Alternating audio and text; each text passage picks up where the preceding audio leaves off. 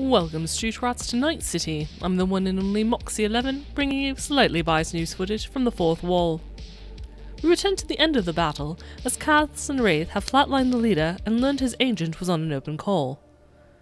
When Cass picks up the agent, the ID labels the caller as Ishiki Takahashi.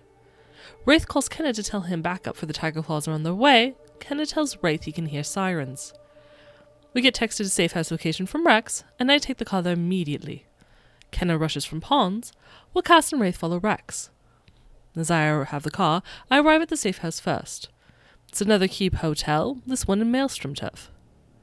While I wait, I scan the feeds for information, and sure enough, Style and Jade is on the street, reporting massive gang violence. I learn 5 Tiger Claw members were found dead, and watch as she pushes the narrative that this quiet neighbourhood has now suffered at the hands of increased violence. She blames Watson City Manager, Mark Coldsworth, for failing to stop the violence. Finally, I look to see if anyone gave descriptions, and while there were so many witness reports, there isn't enough that's specific to ID us unless people know us directly. Just as I finish checking the feeds, I see Kenna and wave him into the car. Inside, I tell him no one else has arrived yet, and he tells me he left Cammy with Pons, stating that she was badly injured. There's panic in my voice, asking how bad, and he responds telling me he doubts the baby survived. A somber moment passes, and I urge Kenna not to tell Cass. That's Cammy's decision, and not ours to do so. I also send a message to Pons asking him to tell me when Cammy is stable. When Rex and Cass finally arrive, having lost Wraith somewhere on the streets, I send him a text asking if he's alright. Wraith assures me he is, and we head inside. Rex wants to know how the Tiger Claws found us, and I mention it was the still unaltered car. He's shocked and a little upset we hadn't gotten it fixed, but understands that we couldn't do without the Eddies. As thanks for helping defend Franks and the area, he pays us 750 Eddies each, which we promptly put into buying and fixing the car. We chat a little, learning that Rex's bodyguards handles are razor and blades, and once they all leave, Cass talks to Kenna and I about what to do in the morning. I of course inform them the first thing we need to do is something about the car, and then we can sleep.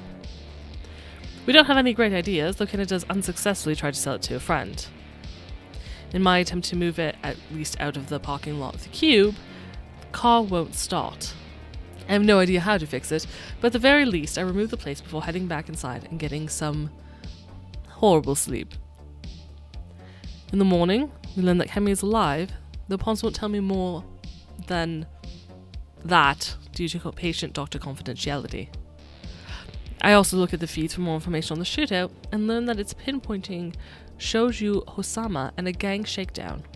Frank himself said the Tiger Claws were there for shakedown money, and doesn't mention Gojira at all. Finally, I learn that Officer Mendez, the Night City Precinct, is in charge of the investigation. Shortly afterwards, Cammy calls us. She's been crying, and that's all I need to know to confirm my suspicions about the baby. We make plans to see her when we can, but need to stay away from the Nook for a bit. She understands and wishes us well, needing to rest more herself. Next we call Jamalia and tell her we're friends of Pons and want to help. She gets excited and tells us to meet her at the clinic. Cass notices she doesn't seem as upset as a girlfriend should be given the situation, and even tells us it looked like there was someone else in the room.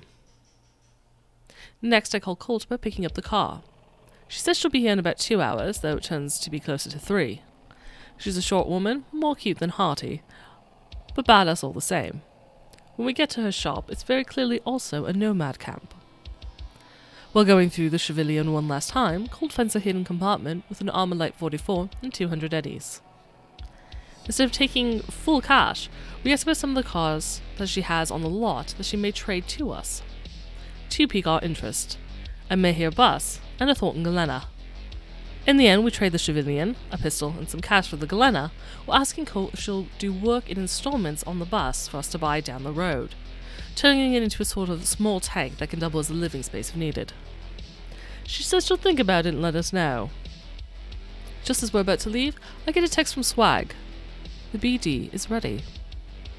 To watch the story unfold live, tune into Saves vs Death every Saturday evening at 8:30 PM Eastern at twitch.tv/SavesVsDeath. If you can't watch live, be sure to subscribe to the Save vs Death channel on YouTube so you can watch it as soon as the recording is released. Of course, you can always download it as a podcast. Stay safe, cyberpunks. This has been your Night City recap with Moxie 11.